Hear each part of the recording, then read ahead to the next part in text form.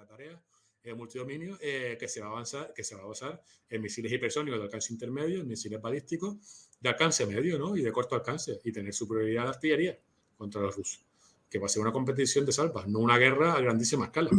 Y con eso después se mantiene la disuasión y la coerción, pero las armas nucleares actualmente no van a servir, no sirven para mantener una política de bloques y las actitudes conservadoras de las grandes potencias, sino para todo lo contrario, para hacer coerción estratégica y lanzar pues ofensivas contra los intereses de las otras grandes potencias. Y esto, de hecho, que ahí.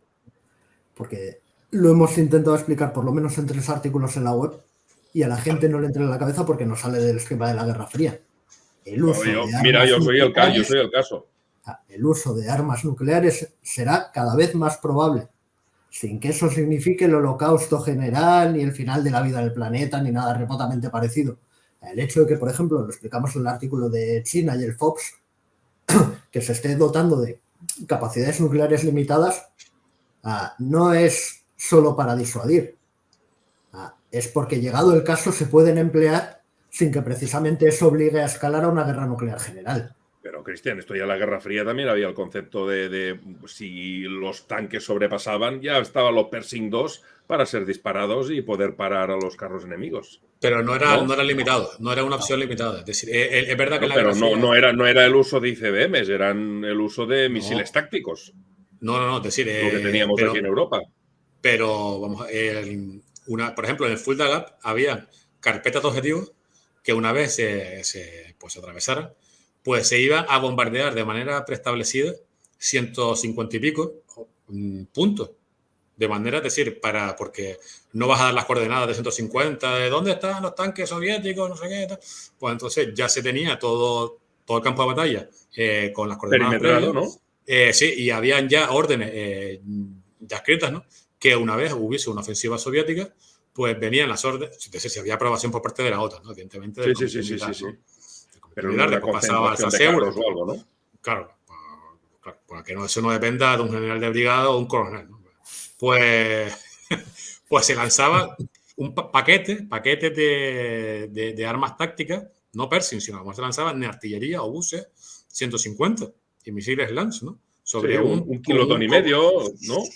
No, o de 10 kilotones, ¿sabes? De diferentes. Desde mininocuas a cierto número de kilotones. Y se arrasaba desde el Fulda, desde todo el Fulda, hasta parte de la frontera yaca, ¿no? Creo que estaba en el Fulda, no estoy seguro si... No, o de Alemania Occidental, ¿no? No estoy seguro ahora si el Fulda estaba... Pues se avanzaba ya en el Pacto de Varsovia, ¿no? Y ese era un uso a gran escala a nivel táctico. Pero después, a nivel operacional, eso podía escalar rápidamente a un intercambio nuclear generalizado. Pero eso eran planes de batalla, lo del Pershing y todo esto eran planes de batalla. Los Pershing eran para atacar objetivos a 1000 y pico kilómetros, ¿no?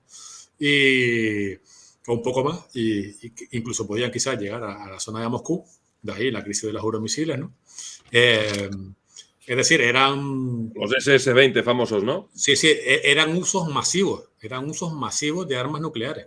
Aunque fuera a nivel táctico, no ICBM, que es a nivel estratégico, ¿sabes? Entre países y destruir ciudades, ciudades enemigas, ¿no? Eran usos que se iban a usar en una pequeña fracción del teatro de operaciones, se iban a lanzar pues en un instante 150, después vendrían otros más. En el resto del teatro de operaciones pues se lanzarían 20, 150, hasta llegar a varios miles, ¿no? Para una tarde a lo mejor lanzarla. Era algo alucinante, ¿no? Los planes. Es decir, ahora se han planteado un uso táctico que ni siquiera es táctico, sino un uso táctico operacional, ¿no? Mucho más reducido. Es decir, no hablar de cientos de nuques tácticas para tratar de destruir al ejército ruso o el ejército ruso, el ejército americano. ¿Os acordáis de la película Juegos de Guerra del año 83? Hombre, como que la vemos a menudo. Bueno, la vemos a menudo. No nos acordamos como si se hubiese estrenado ayer. Fíjate cómo van las referencias, ¿eh? Estamos hablando de hace 40 años, prácticamente. Sí, pero ya, años, ya la estrategia nuclear ya no tiene nada que ver con el mundo, es decir, el mundo de juegos de guerra, de la película del 83, se basa en la época de la revolución nuclear y la primera nuclear, en el que era la destrucción mutua asegurada y lo que comentaba, ¿no? Que no tenía sentido jugar y de ahí que las potencias tuviesen mucho cuidado. Ahora la estrategia nuclear es al contrario, sirve como una cobertura, como un escudo, para lanzar ofensivas limitadas contra los intereses de otras grandes potencias nucleares. Y esto no es algo que diga yo, sino que está escrito en las propias doctrinas que se están escribiendo, ¿no? Por parte de China, por parte de Rusia, por parte de Estados Unidos, ¿no? No es una teoría, eso ya está en la práctica, en los planes actuales, ¿no? Evidentemente, la Segunda Guerra Nuclear está amaneciendo, ¿no? Todavía estamos en sus inicios, ¿no? De ahí que mucha gente no se creyera que China iba a sacar tropecientos silos para ICBM. Yo, como si sigo los temas de estrategia nuclear, pues dije hace años, ¿no? Que China iba a sacar 1000 ojivas como mínimo, ¿no? Iba a tener planes para tener 1000 ojivas nucleares para disuadir a Estados Unidos, ¿no? Y esto acerté, ¿no? Porque hace años, cuando lo escribí, en revista de Ejército sonaba una locura, ¿no? Como China siempre está con la disuasión mínima y no sé qué, no sé cuánto, ¿no? Todo la gente, la pereza intelectual. Es lo peor de los intelectuales, ¿no? Coger los 4 ejércitos, los 4 artículos de referencia, vomitarlos, leerlos y soltarlos ahí, como tal cosa, ¿no? Como hace Hans Christensen y toda esta gente, ¿no? Una pereza intelectual absoluta. Ahora hasta Christensen lo reconoce ya. Claro, pero es que llevaba años negando la mayor. Evidentemente no había pruebas. Ahora, ya que hemos visto todas las fotos del satélite, pues las imágenes, pues ya vemos que es así. Pero es que China no tenía otra alternativa. Iba a tardar más, iba a tardar menos. Pero es que era inevitable que iba a terminar, es decir, las presiones geopolíticas para que, desde un punto de vista teórico realista, pues tarde o temprano, nadie puede estar en esa realidad indefinidamente, ¿no? Los idealistas, los constructivistas, etcétera, pues sí, pueden basar sus teorías de relaciones internacionales en las creencias, en los valores y en tonterías, ¿no? Que no sirven para nada. Pero al final la realidad se impone. La realidad se impone. O uno de dos, o porque tú te vas, o tú te armas y haces lo que tienes que hacer, o porque te invaden y te destruyen, ¿no? Que es lo que está pasando. Sí, totalmente. Es que es así, ¿sabes? La realidad se va a terminar imponiendo. O por la vía de que tú te espabiles o porque te van a espabilar a ti, ¿sabes? Y por tanto China, evidentemente, ni Estados Unidos no iba a invadir China como... Es decir, pues tarde o temprano, pues China iba a terminar espabilándose y teniendo una estrategia nuclear como Dios manda, ¿no? Y de ahí que fuesen a tener 1000 ojivas mínimo, porque Estados Unidos tiene unas 1500, hoy va a tener unas 1500, ¿no? Según el tratado New START, que en el año 2018, cuando yo escribí eso, no me acuerdo cuándo fue, el año 2017, ¿no? Por ahí, pues todavía se estaba terminando de implementar el New START, ¿no? Pues entonces China debería tener esa cantidad, que es lo que está haciendo. Y bueno, la estrategia nuclear sirve actual, pues eso, para dar cobertura, para lanzar ofensivas contra el mar de China Meridional, contra Taiwán, y que sirva de escudo para atacar, no para defenderse. Y de ahí que tú tengas que tener una estrategia nuclear, primero, que responda a eso. Y segundo, que todas tus unidades convencionales que diseñaste para la Guerra Fría ya no van a servir para ese escenario. Ya las unidades mecanizadas y acorazadas que tenía de la época de Estados Unidos, desde Arlen Battle hasta la actualidad, pues ya no sirven. Hay que reformarlas. Por un lado, desarrollar unidades de fuerzas de tareas multidominio. Y por otro lado, empezar a reestructurar la estructura de la fuerza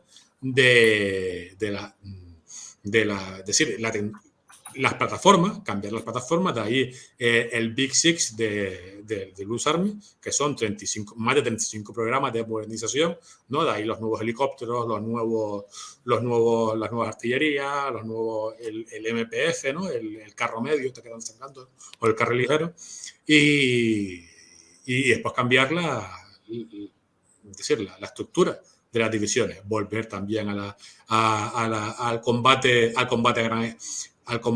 igual que los rusos antes volvían al combate a gran escala, que decíamos de las divisiones. Los Estados Unidos, aunque tienen su doctrina multidominio, no excluyen el choque, sino que tienen su nueva doctrina, se basa en el combate a gran escala, y también en la parte final de la batalla multidominio tiene que haber un choque. Hay una parte en la que desarticulas electrónicamente, después electromagnéticamente, después salvas de misiles, pero es que al final hay que hacer limpieza, hay que barrer, ¿no? y por tanto eso ya va a ser el choque, eso va a ser el combate a gran escala, y de ahí que no lo excluyen, sino que de hecho están volviendo a ello, han recuperado también en Estados Unidos el orden divisional, ¿no? Que está medio olvidado desde la reforma de Shinseki, ¿no? Y bueno, y tenemos eso, o sea, que la estrategia nuclear no sirve para, ya no es como antes, sino sirve para todo lo contrario y no como en juegos de guerra, sino va a ser un entorno mucho más inestable y que los usos nucleares van a ser limitados. No va a ser de lanzar un primer ataque para destruir toda la fuerza nuclear rusa o que Rusia va a hacer eso contra Estados Unidos, sino van a ser escenarios nucleares para destruir un grupo de portaaviones, destruir una base, amenazar con destruir una ciudad enemiga, ¿no? Puede hacer una detonación en el espacio o en el mar, ¿no? Ese tipo de cosas. Y lo más importante, amenazar con hacerlo y además que el vector sea capaz de hacerlo. Porque eso es lo importante del FOBS, etcétera, etcétera. FOBS. Y aquí parece que todo el mundo piensa que cualquier ICBM va a llegar siempre al objetivo y eso no funciona así. De ahí que China se esté esforzando en crear armamentos nuevos capaces de, igual que Rusia, etcétera, etcétera, etcétera. Aquí estamos viviendo una efervescencia brutal. Sí, exactamente. Sí, totalmente. Pero, a ver, aquí es cuando ya entramos en otras historias. Carros de combate. Cambio doctrinal también. Hemos vuelto a los gordos y pesados carros de combate. Hemos ido hechos así. Y Rusia ha continuado con lo mismo que tenía hasta ahora. Ninguno pasa de las 50 toneladas. Sí, es justo al revés. Estados Unidos va ¿Cómo que justo al revés? Estados Unidos es lo que está aumentando de peso los carros, pero no lo está haciendo Rusia. No. Estados Unidos está trabajando en el Abrams SEP-3 V7 ya o no sé cuántos van, pero porque son sistemas heredados y hay un punto de coste-beneficio en el que todavía les sale más a cuenta mantener, añadiendo protección activa, etcétera, etcétera, etcétera, sobre lo que ya tienen, que no con nuevo. Pero ¿hacia dónde va Estados Unidos? Es algo que hemos tocado en la revista y precisamente ha escrito Guillermo sobre ello, es hacia carros más ligeros. Pero ahí está el MPF. Ahí está el MPF para... Y además, carros más ligeros y capaces de golpear a distancias muchísimo mayores que los actuales, a mucho más allá de la línea visual. Va a ser muy, muy curioso lo que venga. Muy curioso. Y yo estaba escribiendo también una historia sobre el tema del XLR también. Perdón. Que estaba escribiendo también una cosa para el futuro sobre el Leclerc XLR, que también es otro cambio que han hecho. Supongo que Gran Bretaña con sus Challenger pues, hará exactamente lo mismo. Hará otro cambio. Es que ahora en el tema de la guerra terrestre y del carro de combate, digamos que hay un impasse, ¿no? O un punto en el que no está muy claro de cuál va a ser el futuro del carro de combate. Porque, por un lado, es verdad que hay decir que el choque no va a desaparecer y que va a hacer falta barrer a las unidades de infantería enemigas y eso va a requerir, pues como decía, choque, blindaje, potencia de fuego, ¿no?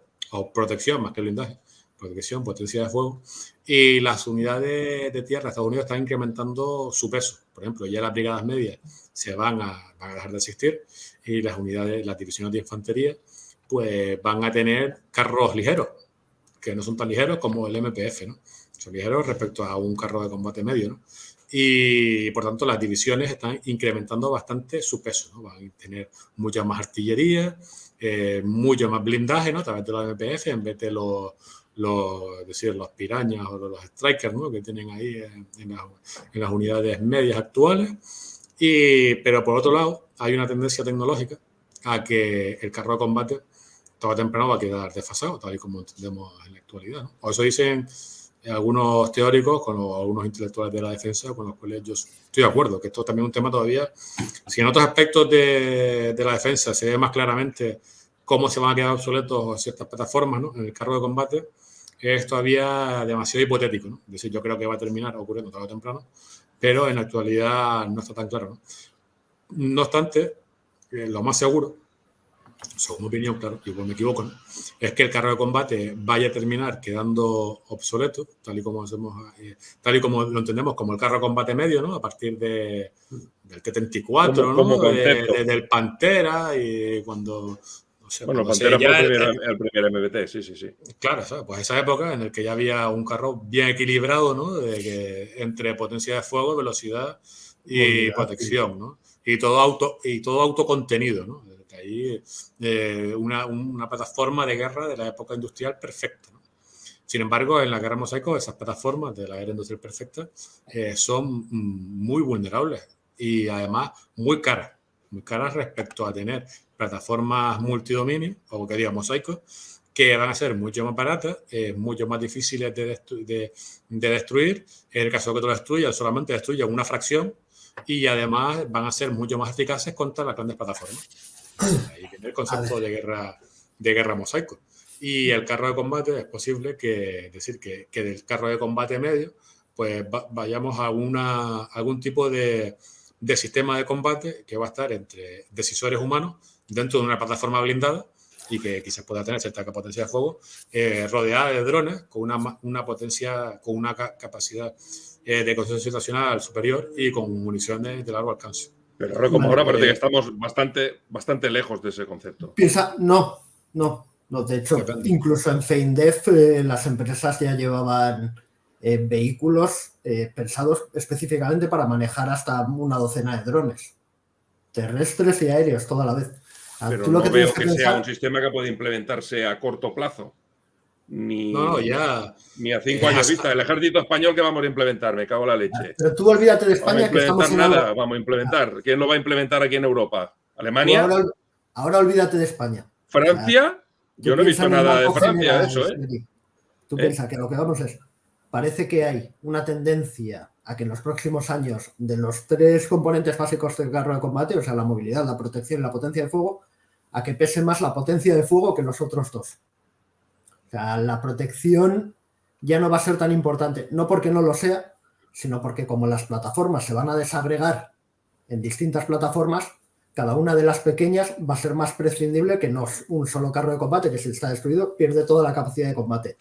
Si un carro de combate futuro, que será un vehículo, como ha dicho Guillermo, con 2 o 3 tripulantes o lo que sea, manejando diversos vehículos alrededor con sensores desagregados, potencia de fuego desagregada, y se pierde una de las partes, el conjunto no desaparece, sino que solo pierde una pequeña parte de la capacidad o de observación y reconocimiento de combate. Pero yo lo veo muy lejos eso, tío. Es un concepto a mucho tiempo vista, tío. Y que a lo mejor solo podrán tener un par de países. Sí pueden tenerlo. Al contrario, es más barato. Claro. Más barato que comprar enormes flotas, que tener una enorme flota de 8x8 con sus Leopard. Va a ser más barato. Lo que es carísimo es comprar a 12 millones de euros un Leopard 2A7 V no sé cuántos, o como el ND que va a competir ahora con el Black Panther en Pero Europa. Cristian, y helicóptero de ataque. Helicóptero de ataque a 1.000 millones de euros. Lo más barato, Cristian, mira el programa Tigre. Lo más barato es no comprar nada. Es transformar lo que ya tienes, que ha hecho Rusia. Ha transformado sus T-72, los ha modernizado un poquito, los ha metido ahí, pero tienen exactamente lo mismo. Cantidad por calidad. Pero eso es para competir contra ejércitos legados. Si tú quieres destruir a Rusia o competir contra Rusia, vas a tener que hacer algo diferente. Porque ¿Qué van a tener que hacer en Ucrania si avanzan en Ucrania, Guillermo? En Ucrania.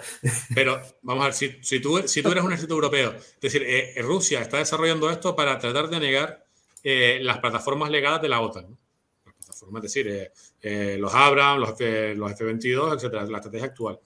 Pero para contrarrestar, es decir, ahí las artillerías de largo alcance, etcétera, para competir contra Rusia en ese aspecto, tú no puedes, desde un punto de vista político, competir en eso, porque te va a ser demasiado costoso políticamente. Es decir, porque vas a tener demasiadas bajas. De ahí lo multidominio no solamente es competición de salvas, sino también es una competición que va a los aspectos económicos, humanos, políticos, propagandísticos, ¿sabes? Y la fuerza militar tiene que estar optimizada para potenciar ese tipo de guerra política, ¿no? Que actualmente se llama DIME, ¿no? Que es diplomático, informacional, militar y económico, ¿no? Pero en el caso de Rusia y China, la guerra política es todo problema. Pues bueno, tú tienes que diseñar una fuerza para competir en ese aspecto, porque si tú despliegas una unidad mecanizada normal europea contra Rusia. Rusia te manda una brigada de artillería de Smerch, ¿no? O de tornados. Yo te digo, de tornado yo no digo nada, ¿no? De Smerch y de tornado. Y te lanza una salva y ya está. Y se acabó tu brigada. No, pero y te nosotros lanza también dos salvas. tenemos los MLRS, también tienes los Tenemos 4 MLRS, algunos 4 países. tenemos. Ya está. Se acabó. Oye, en Feindef había uno de Alemania, Cristian. Por eso yo había lo vi, hay un puñado. Te puedo poner la foto, Tú no vas a competir nuestro... no vas a competir con Rusia como eso. Igual podemos sacar algún Teruel del garaje. Claro. Sí, pero ¿qué munición usamos, tío? Estábamos Claro, esa es hablando... otra. ¿Cuánto era lo del tornado? 156 hectáreas por cada... Sí, Claro, es que no es vas que a no es competir en eso, Sergi. Y los famosos Pion y los famosos morteros, estos gordos que lanzaron 4 pepinos en el aeropuerto y se largaron todos los que habían. Eso es para ruptura. Tú lanzas los tulipán y los tulipán. ¿cómo se llama? Sí, Tulipán, los marcas sí. Pion y se acabó. ¿Sabes? Todas estas fortificaciones y después te viene uno, ¿cómo se llama? Los lanzacohetes estos con cabezas termobáricas, los TOS, ¿no? Hostia, sí. Y ya está, ¿sabes? Te lanza una salva de eso y ya te hacen la artillería, te hace la ruptura porque te destruyen los búnkeres y todas las trincheras y te lo manda.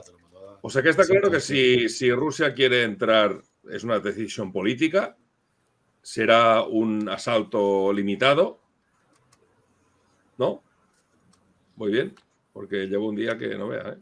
A ver, el asunto de lo de Ucrania no es... O sea, ya dejó de ser Ucrania hace un tiempo. Es el contexto. O sea, ya Rusia lo que quiere es remodelar toda la arquitectura de seguridad en Europa.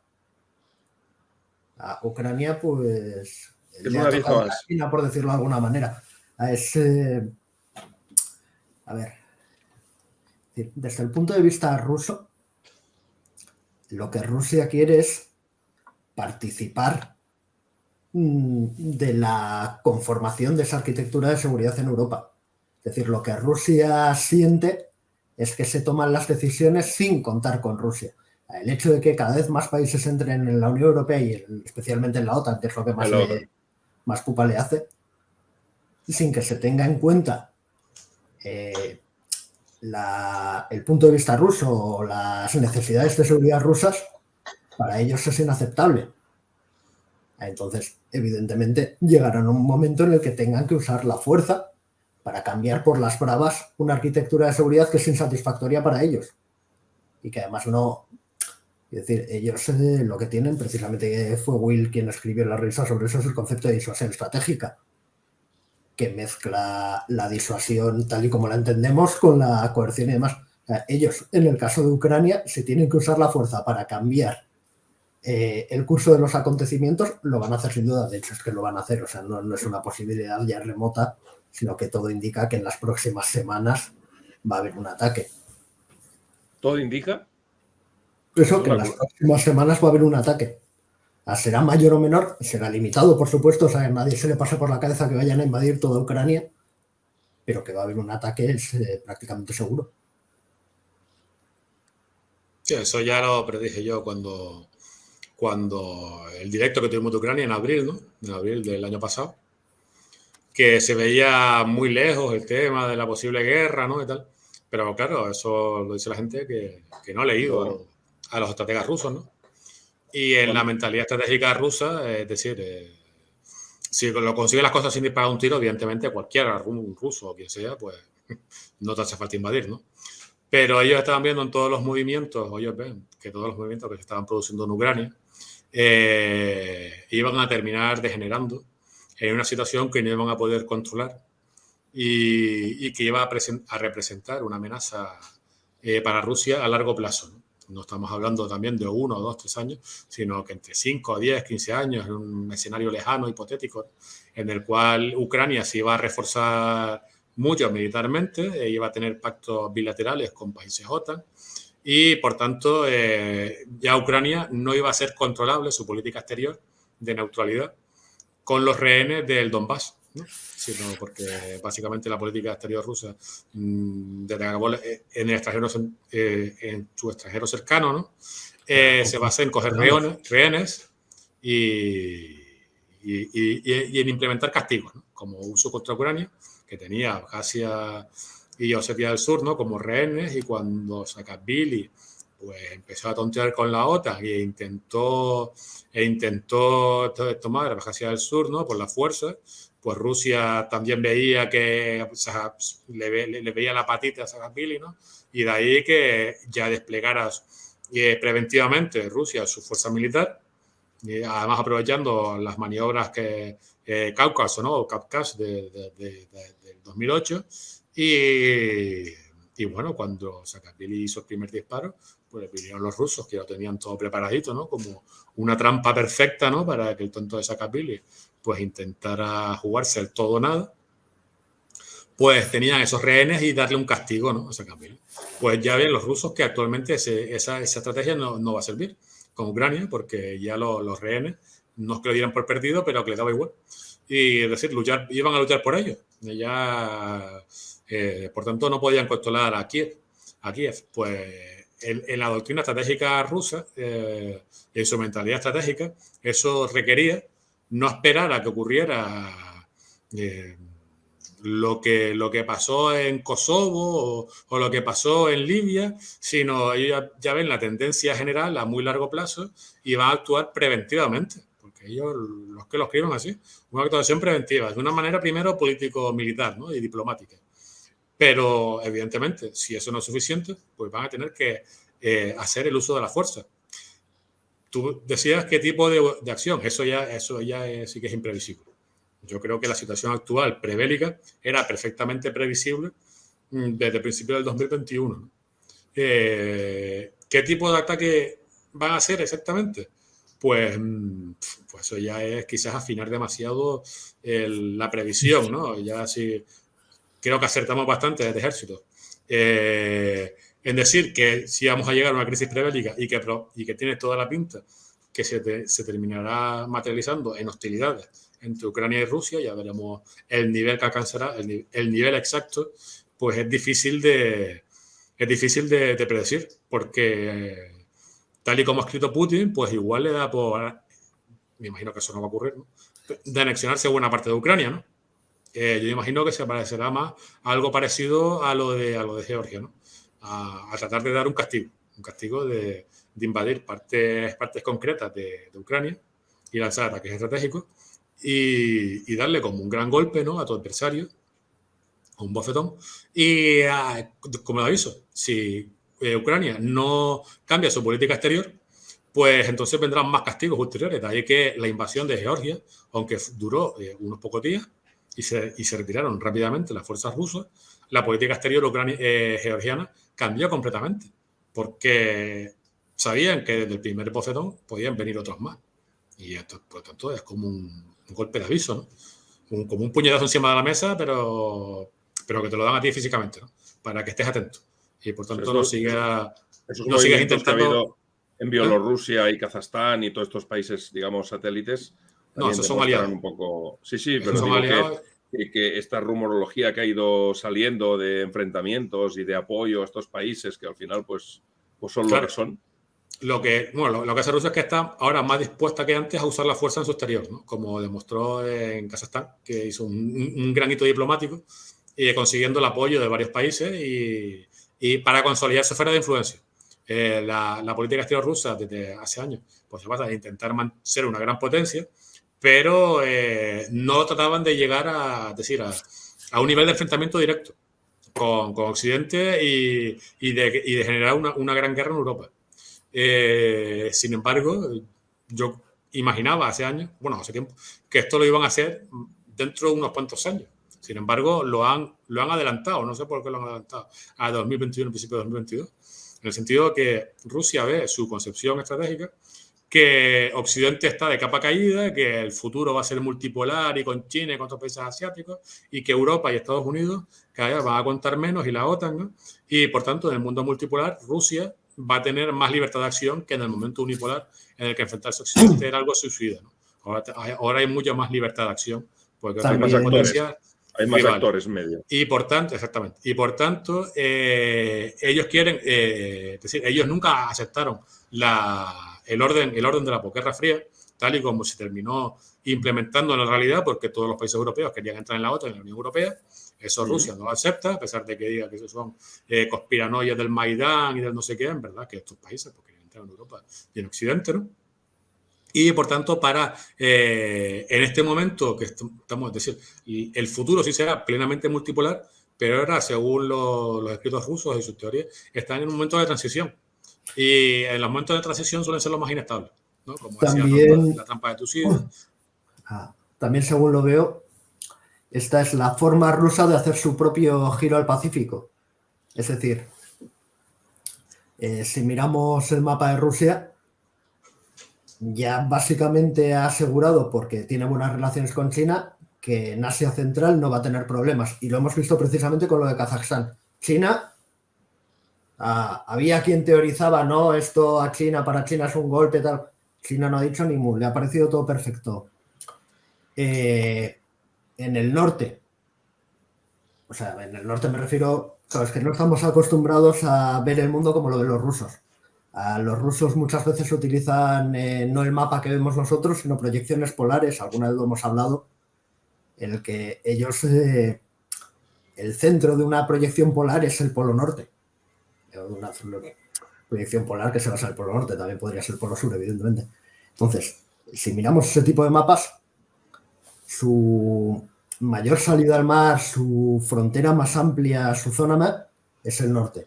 Están volcando un montón de recursos en construir nuevos rompehielos nucleares, bases, bueno, centrales energéticas flotantes, en reabrir la ruta del norte y en asentarla, etcétera, etcétera, etcétera, porque ahí ven su futuro. Pero ahí no tienen ninguna amenaza militar inmediata. Es otra frontera segura para los rusos, son quienes llevan la voz cantante. O sea, no hay nada que Canadá o Noruega o Finlandia, etcétera, puedan oponer a Rusia, ni siquiera Estados Unidos. Ahora mismo está preparado para luchar una guerra polar, así que tampoco tiene otro problema. Eso, Asia Central es una frontera segura. En el Pacífico, en principio, no parece que tengan grandes problemas. O sea, lo de las Kuriles no es una disputa abierta que vaya a degenerar ahora en nada. Con China, vuelvo a insistir, tienen buenas relaciones, etcétera, etcétera, etcétera. Entonces, lo que le queda, una vez cerraron ya el problema del Cáucaso, tanto en Chechenia como con Georgia, es asegurar sus fronteras en Europa. Necesitan recuperar o por lo menos mantener la profundidad estratégica que siempre han querido, que haya estados colchón, etcétera, etcétera, etcétera, y no tener a la OTAN a sus puertas. De ahí de ahí todo lo que se está montando y de ahí lo que decía al principio de que esto va mucho más allá del problema ucraniano. O sea, se trata de reconfigurar la arquitectura de seguridad en Europa, porque creo que los rusos están intentando cerrar ese frente como sea, dejarlo estable para décadas, para intentar volcar todos los recursos que puedan en el desarrollo de Siberia y hacia el Pacífico. Luego ya veremos si pasa eso, lo contrario o lo demás. Pero yo creo que van por ahí los tiros. Creo que... Sí, creo que la intención de Putin, lo ha dicho por activa y por pasiva siempre, ha sido la de desarrollar Siberia, o sea, no meterse en líos en Europa. Es decir, ellos necesitan sus recursos, que son muy, muy limitados, para desarrollar el país. No creo que tengan, vale, que alguna vez nos hemos reído por WhatsApp y demás diciendo que les encanta sodomizar a Europa, pero no creo que esté realmente en la mentalidad de Putin tirar los recursos del Estado en algo que no le dan beneficio. No, es que, por ejemplo, el gasoducto este del Power of Siberia 2, ¿no? Es antieconómico. O sea, Gazprom no quería hacerlo. Y si lo ha hecho fue por impulso de Putin para tener un tipo de salvaguardia estratégica con China. Pero hay pocos planes, no hay planes de grandes desarrollos en el Extremo Oriente. De hecho, es una región que se está despoblando. Tanto por rusos como los chinos están volviendo. No, los chinos van a colonizar. No, están volviendo al sur del Oriente. Sí, hay muchos, claro, porque es que no, eso, ahí no hay nada. Que no hay nada. Menos la extracción de gas, es que no hay nada que desarrollar en el Extremo Oriente. Ellos saben, Rusia, es decir, lo del Ártico ya veremos, porque como hemos hablado varias veces Cristian y yo. Es decir, eso tiene una utilidad limitada por el tema de los puertos naturales, que no hay puertos naturales, ¿no? Lo de que es difícil, como ha dicho Cristian varias veces, o muy difícil navegar, ¿no? En el polo hay nieblas, en fin. Tiene unas opciones de desarrollo económico muy limitadas, ¿no?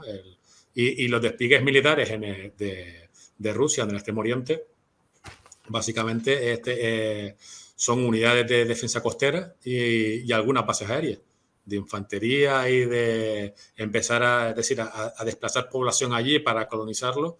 No lo hay. La infantería marina que hay es la que está cerca de Noruega, ¿no? Ahí tienen dos o tres brigadas, ¿no? No recuerdo ahora la cantidad exacta. Pero la política exterior hacia el occidente, es decir, Rusia, al fin y al cabo, es una nación europea, o sea, básicamente. Ahí está la inmensa mayoría de su población y de su actividad económica. Y las principales amenazas, ¿no? Las principales amenazas que enfrenta, porque con China ya no tienen amenazas, es decir, ni las van a tener en un futuro previsible de varias décadas, ¿no? De hecho, hay una confluencia de intereses bastante fuerte y que se sigue acrecentando, como hemos visto en la crisis de Kazajstán, ¿no? Que básicamente los chinos pues tienen algunas bases en Tayikistán y algunos intereses para la ruta de la seda, pero parece que van a dejar, debe entrar algún tipo de pacto secreto por el cual se están repartiendo las esferas de influencia. Y lo habrán dejado el enlace central exsoviética a Rusia, porque es lo inteligente, llegar a acuerdos y no pelearte con tu amigo, ¿no? Para enfrentarte después a Estados Unidos. Las principales amenazas tanto para China como para Estados Unidos son Occidente y Estados Unidos, ¿no? Eso lo tienen escrito así y no hay manera de cambiarlo, porque eso es además un conflicto objetivo y a menos que haya democracia en China o en Rusia, pues va a seguir existiendo así. Por los motivos por los cuales Rusia quiere cambiar toda la arquitectura de seguridad europea es decir, ellos lo llevan diciendo desde los años 90. Es decir, todo lo que están pidiendo ahora lo llevan pidiendo desde hace muchos años. Lo que ha cambiado es la intensidad con la cual la están pidiendo, porque están diciendo o hacemos esto o vamos a tener aquí pues una gran guerra en Europa y vamos a tener una carrera de armamento y medidas técnico-militares, ¿no? Lo que ha cambiado es la agresividad.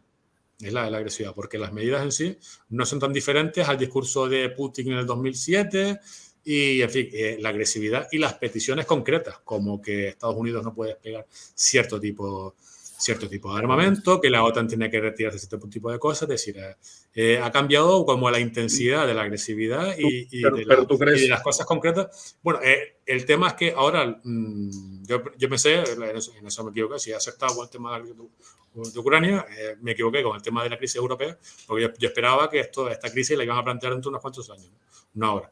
Pero están planteando la crisis, es posible que una de las razones no sea Ucrania, sino el despliegue de unidades multidominio y de la carrera armamentística que está haciendo Estados Unidos, en el cual todo el despliegue militar que está haciendo Rusia actualmente y las razones por las cuales violó el INF iban a ser completamente, es decir, todo su despliegue militar iba a quedar completamente obsoleto. Y de ahí que estén pidiendo a Estados Unidos un equilibrio militar antes de llegar a una carrera de armas. Una carrera de armas que Rusia va a plantear de manera simétrica, porque Estados Unidos va a empezar a desplegar las unidades multidominio y otro tipo de avances tecnológicos, que van a dejar a las fuerzas rusas en una inferioridad absoluta, ¿no? Y, por tanto, para tratar de compensarlo, van a tener que desplegar unas estrategias asimétricas, ¿no? Armas nucleares y otro tipo de tratar de intentar dividir a la alianza y, por tanto, es decir, su política exterior siempre ha estado, en volver a ser una gran potencia europea, tener una esfera de influencia en los países exsoviéticos y en Europa del Este, y que esto requiere un equilibrio militar que sea equilibrado, porque puede haber equilibrio desequilibrado, ¿no? Equilibrio no es igualdad, ¿no? Sino que tenga que haber un equilibrio militar en Europa igualitario con la OTAN y básicamente con Estados Unidos.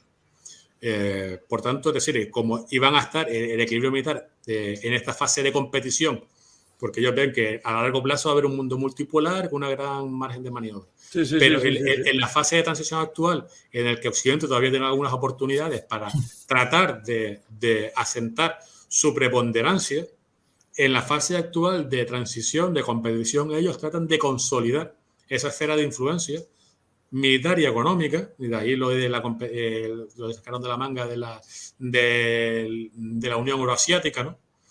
Pues para competir con la Unión Europea, y que fue lo que desencadenó la crisis de Ucrania, ¿eh? No fue la OTAN, sino fue el intento de asociación oriental con la Unión Europea de Ucrania. Los rusos quieren reafirmar esa esfera de influencia para que en el largo plazo, claro, para ellos seguir siendo una gran potencia regional, y regional es el sur de Asia, que eso ya lo tienen garantizado con Rusia, con China, y después Europa. Tratar de consolidar esa esfera de influencia, y por tanto, para que eso sea así, tienen que arrogarse derechos especiales en esa esfera de influencia, ¿no? Una expansión de la OTAN, etcétera, y también derechos especiales de poder intervenir en esos países, como ha pasado en Kazajistán, que eso es el orden de grandes potencias de toda la vida, ¿no? Y ese orden de grandes potencias tiene que pasar en la preponderancia en su esfera de influencia para mantener el orden, y después en un equilibrio militar concreto que sea coherente con esa ideología, de decir, por ejemplo, en la Guerra Fría, pues era la política de bloques, en la Europa de los congresos, la restauración, ¿no? Y el equilibrio entre Francia y Austria, ¿no? Y también mantener contenida a Rusia, ¿no? Y de ahí que después se degenerara el tema cuando se perdió ese equilibrio en la guerra de Crimea, ¿no? Pues tiene que haber un equilibrio militar realmente igualitario, que ellos estaban viendo que en esta fase de transición y de competición iban a empezar a perder por los despliegues militares que está haciendo Estados Unidos y por la doctrina multidominio.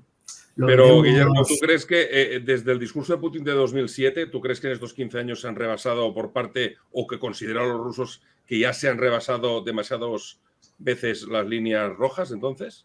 ¿Y que pasan ya a este discurso más agresivo, más de respuesta? En 2007, pues hubo una gran ampliación de la OTAN en 2008. Después, yo que sé, ha intentado la ampliación también en los Balcanes. Montenegro se ingresó hace poco, ¿no? Y los rusos intentaban hacer un golpe de Estado en Montenegro para evitarlo, ¿no? Recordemos y tal. Pues. Finlandia parece que también hay intenciones. Bueno, Finlandia ha dicho que no, pero Suecia quizás parece que esté un poco más abierta ahora después de las amenazas rusas. No está claro del todo. ¿Finlandia ha dicho que no? ¿Finlandia? Sí, hace poco, pero bueno, eso dice ahora, igual en todos los años cambia, ¿no? Eso también, la doctrina estratégica rusa es muy paranoica, como está pasando con Ucrania, que ellos ven a lo que puede ocurrir dentro de 10, 15 años, pues vamos a actuar preventivamente, ¿no? Paranoica con cierta razón, sí, dime.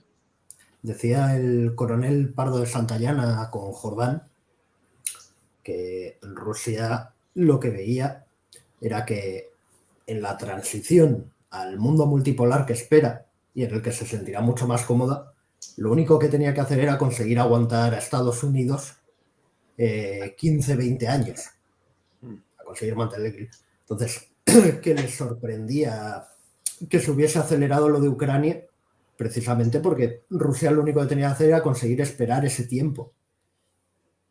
¿Se ha bloqueado la cámara? No, a Guillermo. A Guillermo, sí, lo hemos perdido. ¿Sí? Ya estoy aquí. Sí, ya vale. Eso.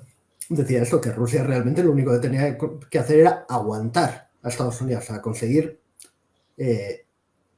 mantener el equilibrio un par de décadas hasta que se produjese la transición. Eso es imposible. Rusia no puede aguantar. Claro. No puede aguantar en Ucrania, según la mentalidad rusa. Por eso sabía que iban a actuar ya en 2021, que iban a actuar contra Ucrania, ¿no? Contra Ucrania ni de broma podían aguantar unos cuantos años más, ¿no? Porque tenemos incidentes como el del Defender, ¿no? El destructor británico, los pactos de defensa naval que firmaron con el Reino Unido, ¿no? Para desarrollar porque al fin y al cabo Rusia tiene contenida a Ucrania, entre otras cosas, porque tomó todas las plataformas petrolíferas y de gas que estaban al frente de Ucrania, las conquistó y tienen controlado todo el entramado naval es decir, toda la costa ucraniana la tienen controlada.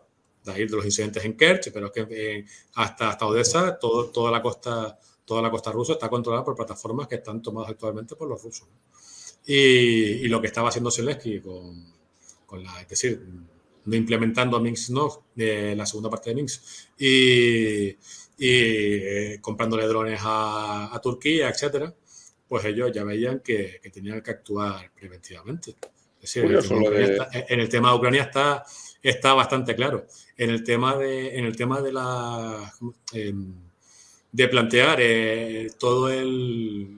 replantear toda la arquitectura de defensa europea, como están planteando Rusia, es posible que sea, ya que están actuando preventivamente, pues crear una cobertura geopolítica para que esto no vuelva a ocurrir. ¿Y los turcos en qué lado lo veis, los turcos? En la OTAN, en el tema están en la OTAN. Para evitar que vuelva a ocurrir el tema de Ucrania con otros países o con Ucrania. Es decir, porque ahora puede hacer un castigo contra Ucrania, pero dentro de 10 años quizás van a tener que hacer otro castigo, ¿no? Para evitar tener que hacer lo mismo cada X años, ¿no? Pues replantear toda la arquitectura de defensa europea evita que ya de manera preventiva que se siga ayudando a Ucrania o a Georgia, a otros países, como se está haciendo en la actualidad, y lograr un equilibrio político-militar igualitario. Si no lo pueden hacer, es decir, a través de un tratado, pues entonces van a castigar ya directamente a Ucrania, y es posible que empiecen a desplegar quizás fuerzas nucleares en Bielorrusia y en otros lugares para mantener ese equilibrio asimétrico con Occidente y empezar, y tomar nuevas medidas que ellos llaman técnicos militares, es decir, iniciar una carrera de armamentos asimétrica con las cuales poder competir contra las nuevas unidades norteamericanas. Pero yo creo que el tema que ha desencadenado, que ha acelerado el tema de esta política rusa, que ha sido tradicional de mantener una esfera de influencia, ha sido sobre todo el ser consciente que pueden quedar obsoletos militarmente por las nuevas doctrinas que están emergiendo de Estados Unidos. Y de ahí que quieran plantear un nuevo régimen de seguridad que por la vía de los hechos garantice el equilibrio. Porque si siguen con la tendencia anterior, pues iban a quedarse atrasados y obsoletos. Y de ahí lo que estamos viendo en la actualidad. Por eso digo lo del giro al Pacífico. Llámalo Pacífico, llámalo Urales, me da igual. Necesitan esa nueva arquitectura para poder evitar una carrera de armamentos que no se pueden permitir y poder volcar los recursos en el desarrollo del país. O el desarrollo del país o de la economía de Putin, me es indiferente. Pero la carrera armamentística con Occidente no se la pueden permitir en realidad.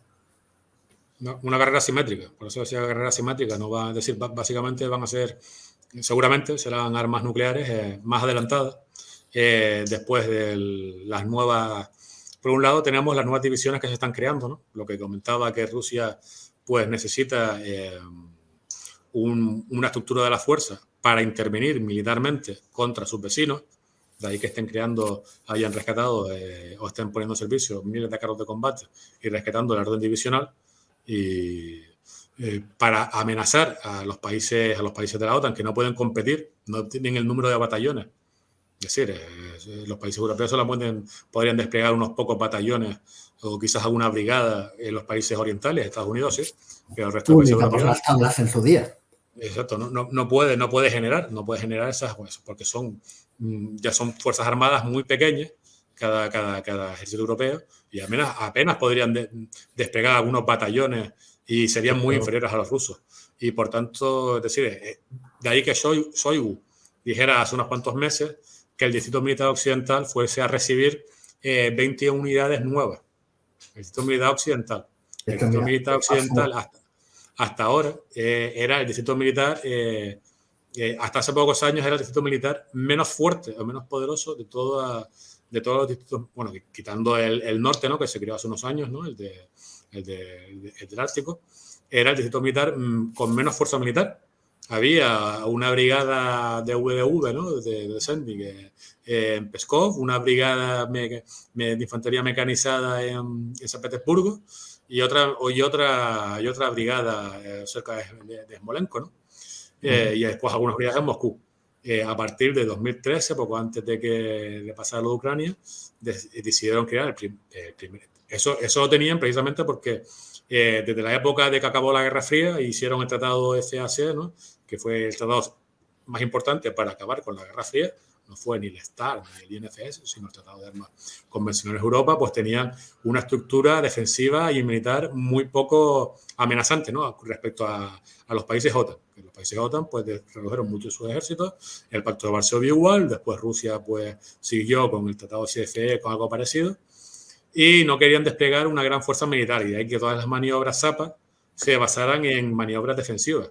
Es decir, habían problemas básicamente en Bielorrusia, en el occidente ruso, y entonces se generaba una gran fuerza militar en ZAPA, en occidente, y libraba una guerra defensiva y después la amenaza nuclear mantenía el equilibrio, ¿no?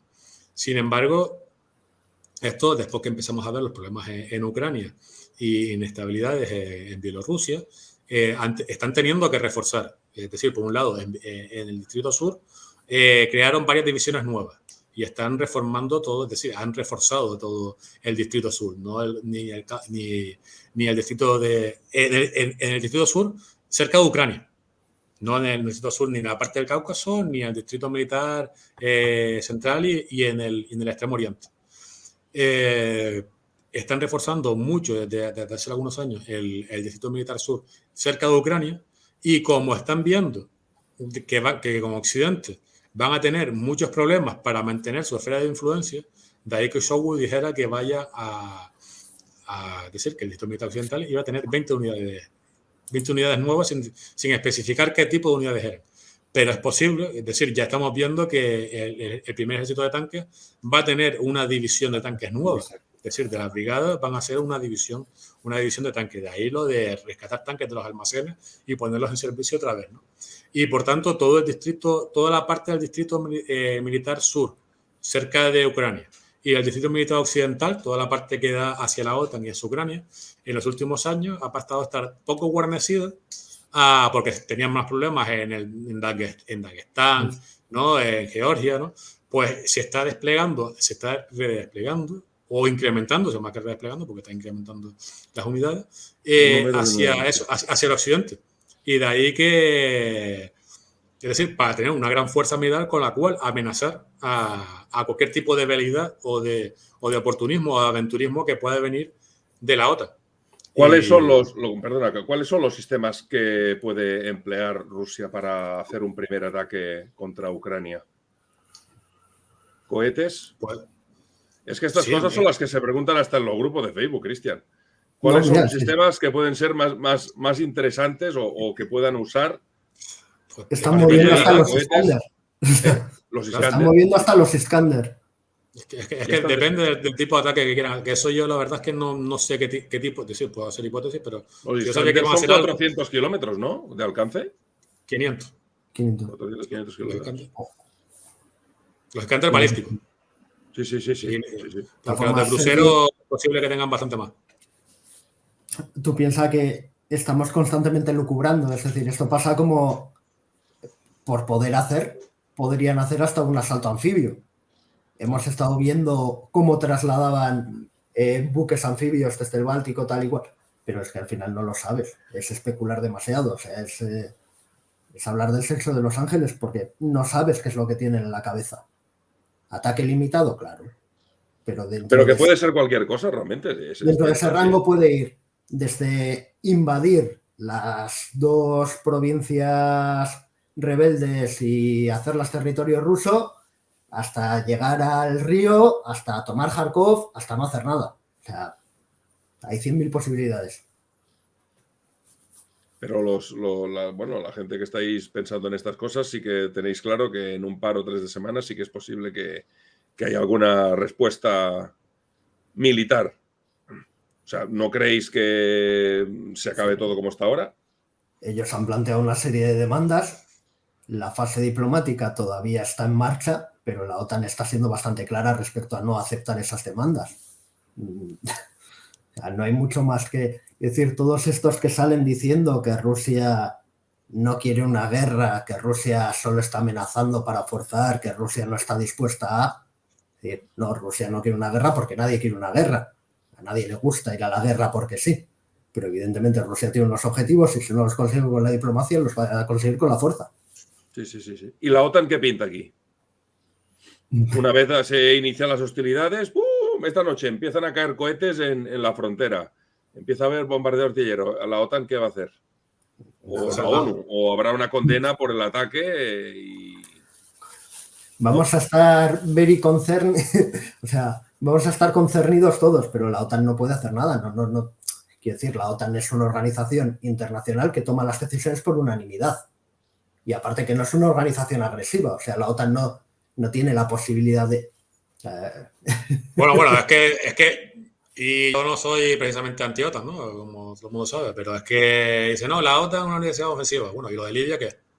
Ya, sí, por ¿Sabes? supuesto. Y mandar tropas a Afganistán. Pues sí, Precisamente no por eso va a ser tan importante lo de agosto, a ver qué...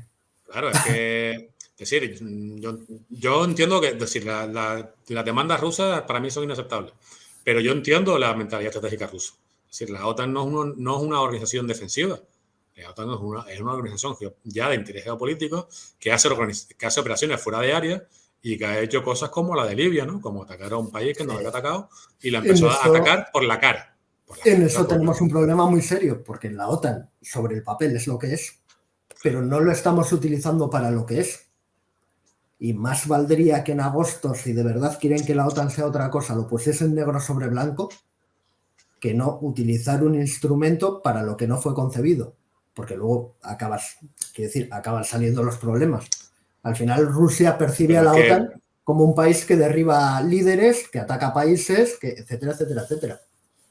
Pero es que es un conflicto de intereses. Ese conflicto de intereses no se puede cambiar porque si volvemos a una misión de la OTAN completamente defensiva, entonces ya quedamos inermes ante desafíos de seguridad como mandar tropas a Afganistán, ¿no? Es decir, es verdad que hubo un ataque por parte de Al-Qaeda, pero es que después lo que se intentó hacer en Afganistán iba mucho más allá de una respuesta defensiva contra Al-Qaeda, sino que tratar de construir un Estado, etcétera. Y por tanto, es decir, todo va cambiando. Y la OTAN pues ya no es la de la Guerra Fría, tiene que existir. Yo estoy a favor de que la OTAN siga existiendo y la unidad de Occidente, etcétera. Pero es que surgen conflictos de intereses. Es como quién se queda este trozo de pastel, ¿no? Pues es evidente que la OTAN tiene que seguir expandiéndose y crear la unidad de Occidente dentro de las democracias, ¿no? Que básicamente esa fue la utilidad de la OTAN, ¿no? Mantener una unidad de países occidentales y democráticos frente a la Unión Soviética. Una vez desapareció la Unión Soviética, pues seguir expandiendo la OTAN y después lo que fue la Comunidad Europea y la Unión Europea. Es decir, eso era la tendencia natural y de ahí que todos los países quieran unirse a la Unión Europea y a la OTAN, ¿no? Rusia, evidentemente, es como un conflicto, ¿sabes? Aquí no hay ni buenos ni malos, es que hay conflictos de interés. Rusia, evidentemente, a eso no le interesa esa tendencia y quiere revertirla por la vía de la fuerza, ¿no?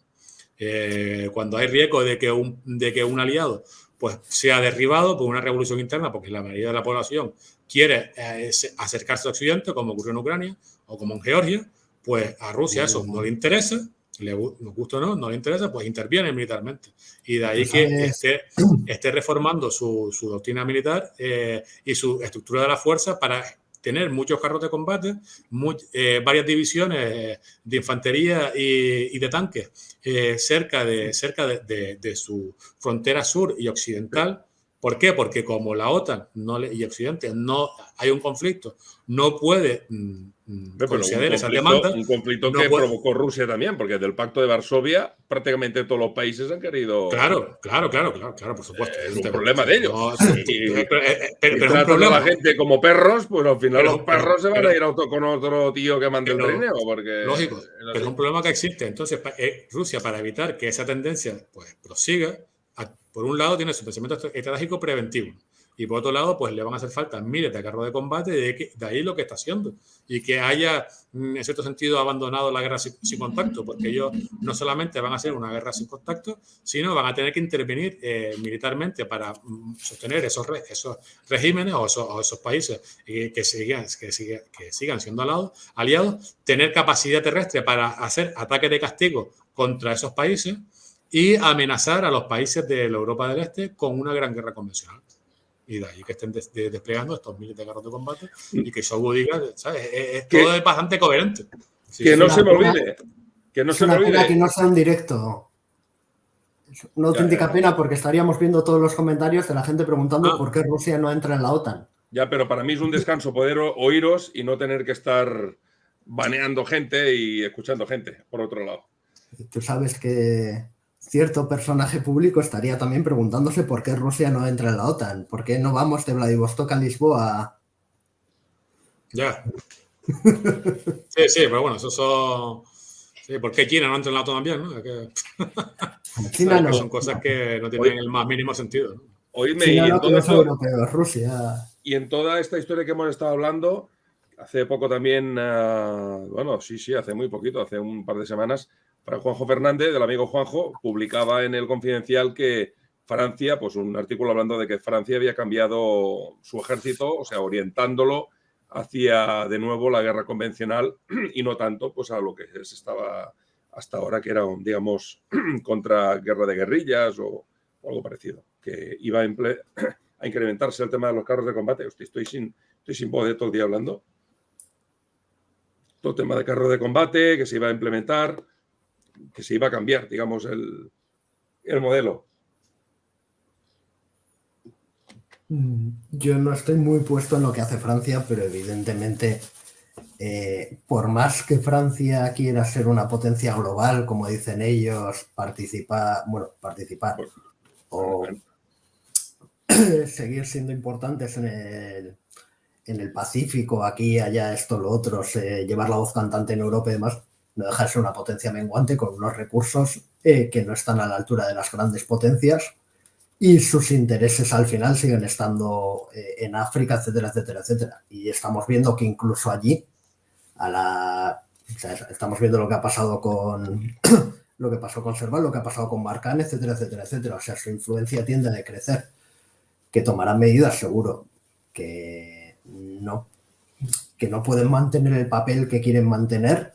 Eso es también, evidentemente, o sea, es algo cierto.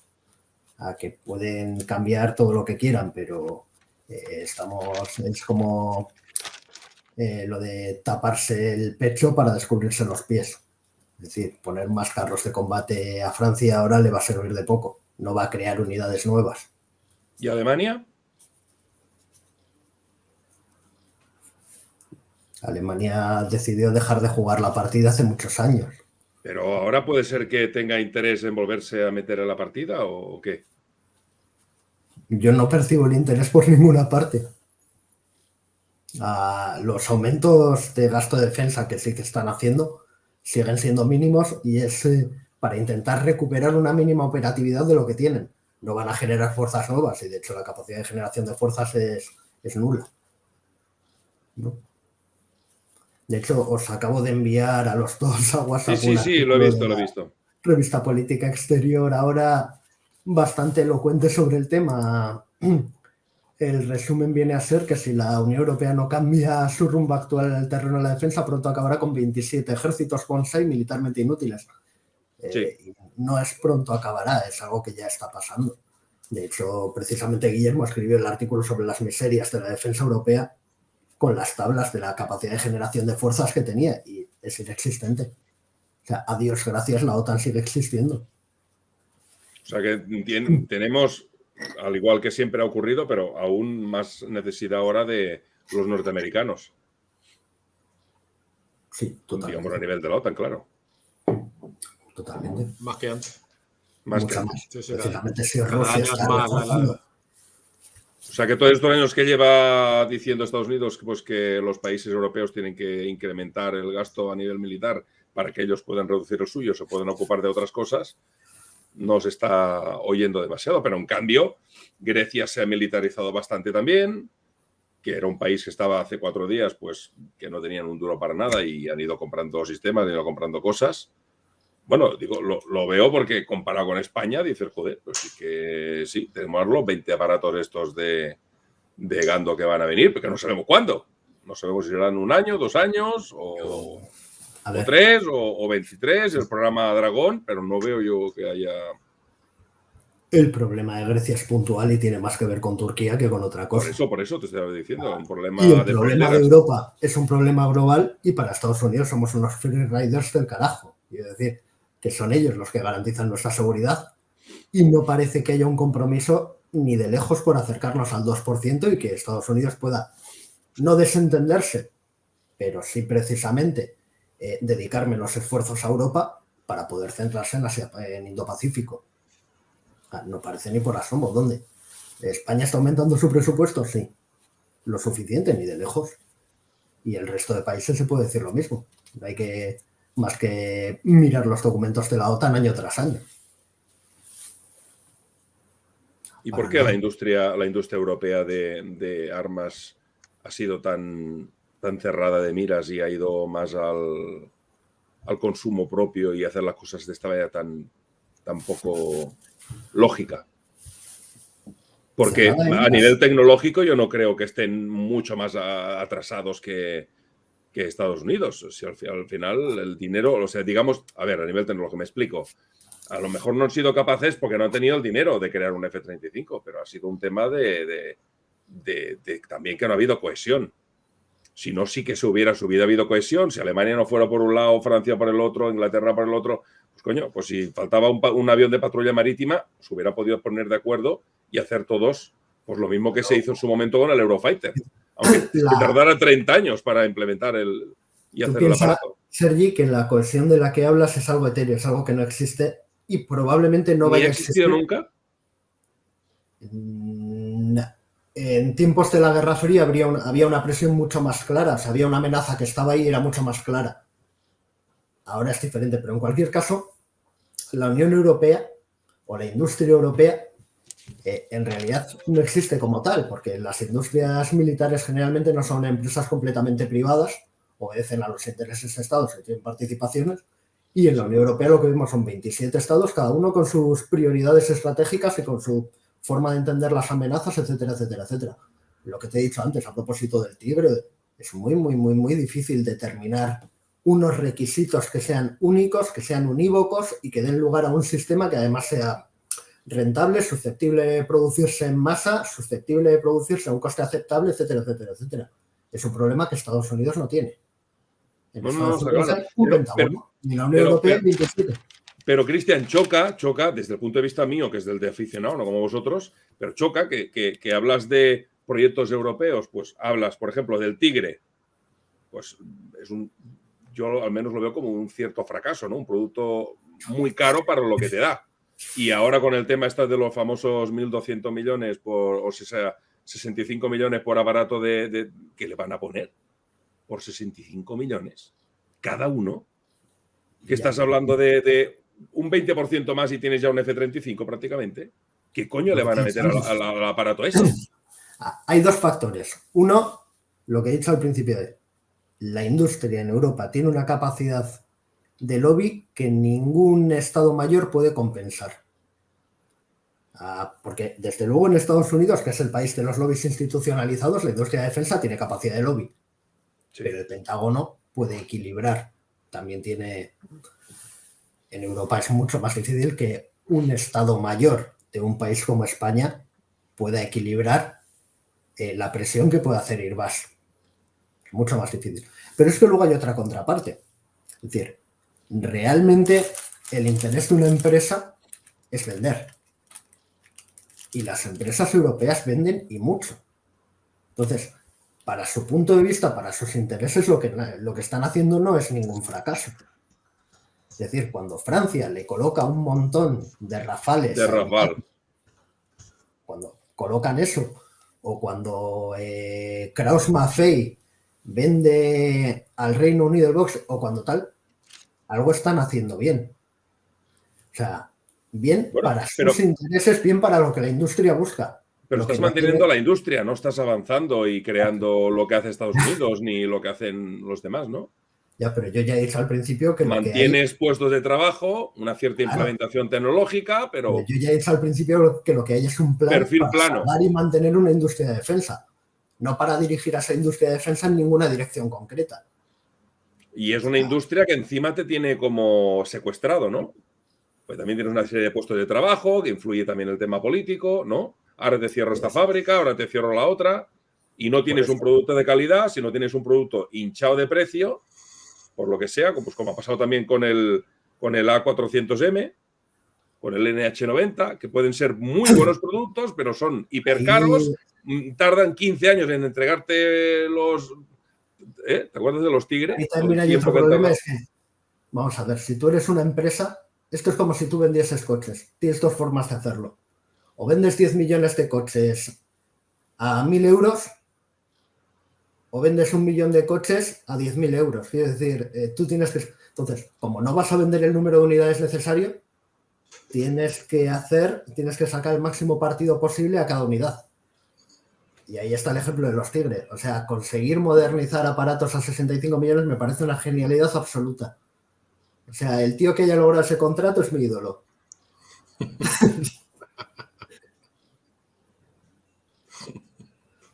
Sí. Eso sí que es política industrial. Sí, totalmente, quiero decir. O sea, un aparato que no valía, no va a valer, no se usaba y no se va a usar. Y encima, quiero decir, por lo que cuesta ese contrato, joder, si es que creaba toda una industria nueva de drones en España. Con 1.000 y pico, con 1.200 millones de euros. Pues anda que no da para hacer startups y lanzar unos genios. Unos genios, o sea, hay que aplaudirles. Sí.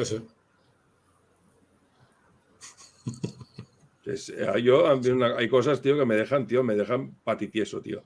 Porque lo hablamos lo de con Triana, lo hemos ido hablando también con Juanjo. Entiendes lo del tema del submarino, que tú creo que a ver si te centras y escribes el libro. No, el libro sale en primavera. En primavera sale, pues mira, ya tenemos primicia.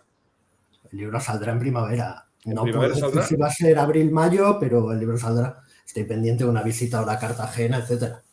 Submarino, pues pondré negro sobre blanco y diré lo bueno y lo malo. Porque malo hubo mucho, quiero decir. Una vez lanzado el proyecto hay que sacarlo adelante como sea. Que cueste lo que cueste, caiga quien caiga. Pero la decisión inicial fue un error. Es decir, por lo que van a costar 4 submarinos, podíamos tener 8 Scorpenes, nos sobraba dinero y hubiese sido un paso intermedio hacia el S-80.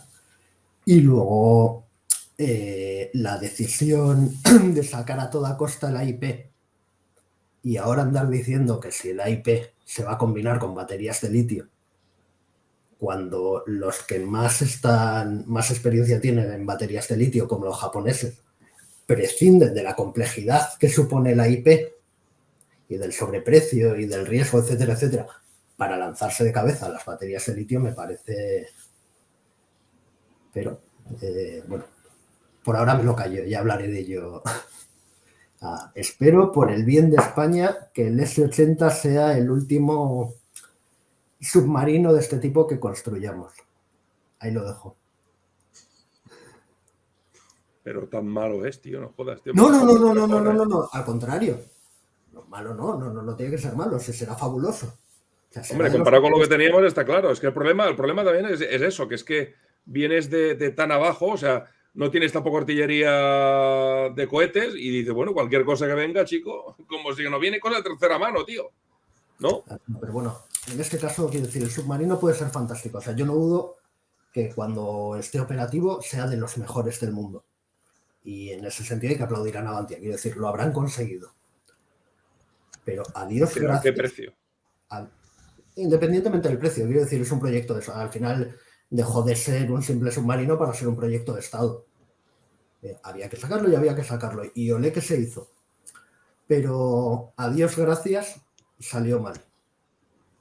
Porque igual eso nos permite lo que decíamos al principio de las curvas de innovación, etcétera, etcétera. Poder rectificar. No poder rectificar, sino como llega prácticamente década y media, 2 décadas tarde, en lugar de haber un S90 que siga la misma senda, nos va a permitir que el siguiente que venga, cuando estos entren en servicio, ya sea muy diferente. Y si este hubiese entrado en servicio 15 años antes, igual ahora estábamos diseñando un S90 y teníamos submarinos de un tipo equivocado para las próximas 4 o 5 décadas. Ya lo pondré bien explicado en el libro, tampoco quiero soltarlo todo ahora, pero igual el hecho de que nos pillase a contrapié es lo mejor que nos ha pasado. Pues mira, con ganas de leerlo y estar al caso. Para ir terminando, porque se nos está haciendo tardísimo, hacer un poco un resumen, Guillermo, del tema del libro. ¿Por qué hay que comprar este libro? Dime por qué tengo que comprarlo. ¿Qué me voy a encontrar? Venga. Bueno, la razón objetiva es para estar bien informado, ¿no? O según he intentado, de todas las innovaciones doctrinales y teóricas que están viniendo de Estados Unidos y que son difíciles de traducir y de entender fuera del microcosmos de los pensadores de defensa norteamericanos, ¿no? Y sirve de introducción para ver por dónde se está moviendo, ¿no? Todo el cambio tecnológico y todo el cambio doctrinal y de cómo está cambiando el carácter de la guerra, ¿no? Y lo que se está diciendo de Estados Unidos, que creo que es el país que tiene mucho más madurado todo lo que va a ser la revolución de los drones, los enjambres, el tipo de unidades que están por venir, de unidades militares, ¿no? De por qué está ocurriendo esto, ¿no? Lo había hablado en el segundo capítulo de por qué la zona gris es decir, en el entorno de guerra multidominio y mosaico, ¿no? Y básicamente, pues eso, por un precio bastante módico, pues tienes una introducción de un tema que de intentar hacerlo por ti mismo pues será bastante complejo, ¿no? Porque hay muchas monografías, pero hay muchos libros publicados en Estados Unidos, pero de manera muy dispersa, ¿no? Y por tanto, pues yo creo que ese es el motivo principal, ¿no? Si realmente te interesan los temas de defensa y de estudios estratégicos, ¿no? Eso yo creo que, que es un motivo bastante poderoso, ¿no? Pues yo diré que lo mejor del libro no es eso, sino lo sugerente que es. Es decir, como cada vez que un libro introduce un debate nuevo, te abre la mente a pensar sobre muchas otras cosas.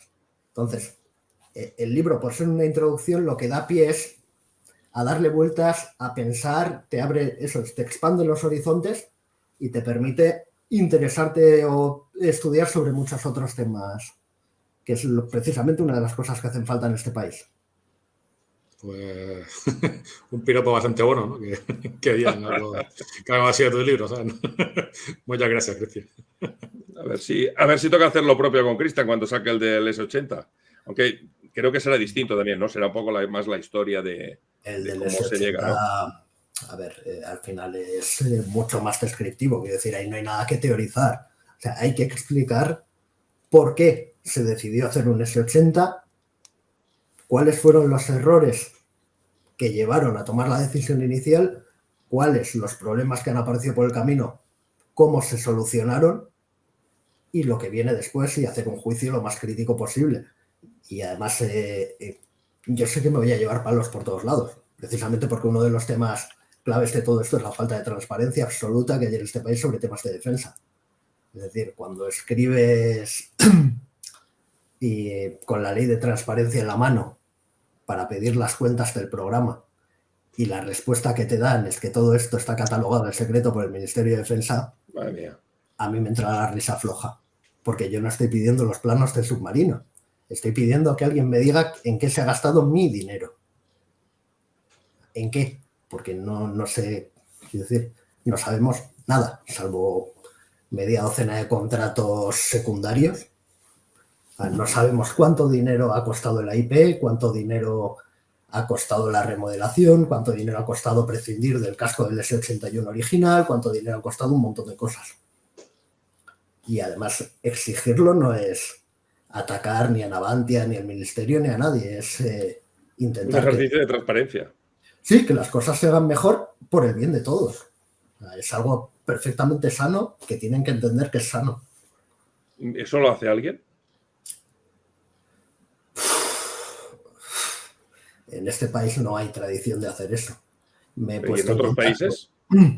Sí, por supuesto. Tú ves los debates en el Parlamento británico, en Estados Unidos, y son completamente diferentes. Y además con cifras en la mano y además con unos ataques y una obsesión por buscar lo que los anglosajones llaman eso, el mayor rendimiento por dinero invertido, por euro, o sea, por dólar, por libra, por lo que sea.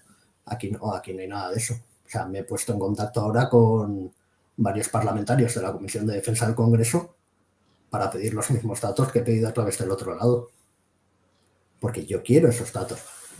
O por lo menos poder publicar, mira, los he pedido y nadie me los ha querido dar. Porque es importante, quiero decir, al final la rendición de cuentas es lo que hace que un país siga avanzando, si no siempre caes en los mismos errores. Si no hay rendición de cuentas respecto al S80, el S90 será peor. Porque caeremos una y otra vez en lo mismo. Y ya en el S90 el problema no será una IP, pero será cualquier otro. ¿Y en otros productos como el Dragón, por ejemplo, puede ser una cosa similar también? Sí, por supuesto se podría hacer rendición de cuentas para saber los retrasos, cómo se asignó el contrato, porque realmente no hubo concurso, aunque parecía que iba a haberlo, etcétera, etcétera. O sea, hay 1000 flecos. Y vuelvo a insistir, esto no es atacar ni a ninguna empresa, ni al Ministerio de Defensa, simplemente es ser conscientes de que hay que cambiar la forma de hacer muchas cosas y es para mejorar. Si va en el interés incluso de esas empresas, aunque crean que no. Pues muy bien. Oye, pues con ganas de tener el libro y que me lo... Y ese también, Guillermo. A ver si nos vemos ya de una puta vez, tío, que llevamos ya... Yo creo que ha sido el COVID también todo el responsable. Claro. Sí, joder, sí. Tío. ¿Pero cuánto llevamos ya? 2 años y medio, lo menos, ya con por lo menos por abajo. Entre mis problemas de salud y el COVID, la verdad es que... Y el COVID... Tenemos que ir todos a Canarias. Sí, hay que hacer una reunión de ejércitos en Canarias. Lo más rápido. Ahora lo hacemos en La Palma, lo podíamos hacer en La Palma, ¿no? Más rápido ir a Canarias que ir a Madrid. Sí. El próximo directo desde la playa. No estaría mal. Desde la Fajana, ¿no? Hacemos los directos desde la terracita ahí. Arguiñano lo hace todos los veranos y nadie dice nada. En los carnavales, mira, hacemos el directo en los carnavales, de una carroza, la cabalgata. En el S80 navegando de fondo. Hacemos ahí, sí, hacemos un submarino, hacemos la carroza del submarino. Que se vea, aunque sea ¿cómo se dice la torre? La vela, ¿no? Sí, se ve la vela del submarino pasando, con los... Y nosotros ahí en la carroza y mientras tanto haciendo el directo, ¿sabes? Con toda la música y todo ahí. No, bueno, me lo pasaría bien, estaría divertido. Mírala.